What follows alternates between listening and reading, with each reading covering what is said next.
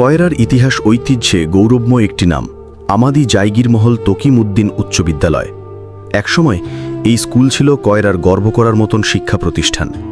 প্রত্যন্ত অঞ্চল থেকেও ছাত্রছাত্রীরা স্বপ্ন নিয়ে এখানে পড়তে আসত।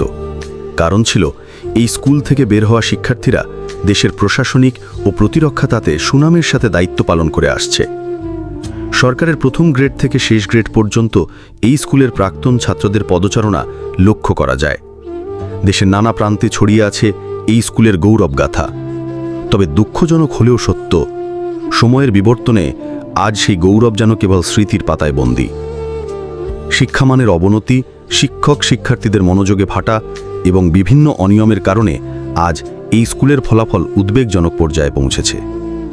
2025 সালের এসএসসি পরীক্ষার ফলাফল বিশ্লেষণ করা হলো। এক, ব্যবসায়িক শিক্ষা শাখা পরীক্ষার্থী 2 জন, পাশ করেনি 2 জন, পাশের হার 0%।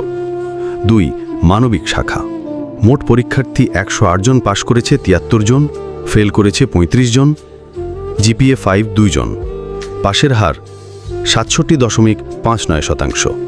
3, বিজ্ঞান শাখা মোট পরীক্ষার্থী 39 জন, পাশ করেছে 36 জন, ফেল করেছে 3 জন, জিপিএ 5 14 জন, পাশের হার 92.31%।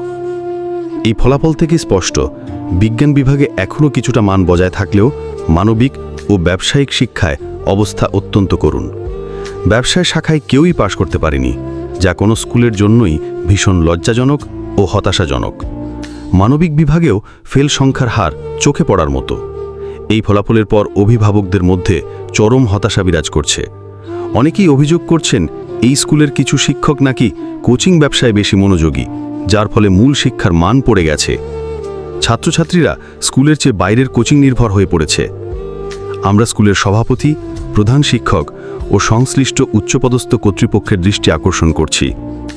এই স্কুল একসময় ছিল স্বপ্নের পাঠশালা, সেটাকে আবার ফিরিয়ে আনার দায়িত্ব এখন আপনাদের।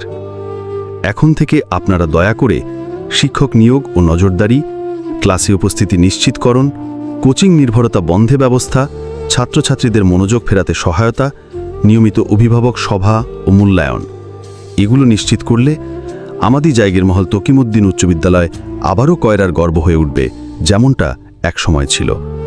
এই ভিডিওটা কোনো ব্যক্তিকে উদ্দেশ্য করে করা হয় নাই, একটা বিদ্যালয়ের মান রক্ষা করার জন্য অনুরোধ করা হয়েছে। কেউ এই ভিডিওটা ব্যক্তিগতভাবে নেবেন না, আর ভিডিওটা যদি ভালো লেগে থাকে অবশ্যই শেয়ার করে দেবেন।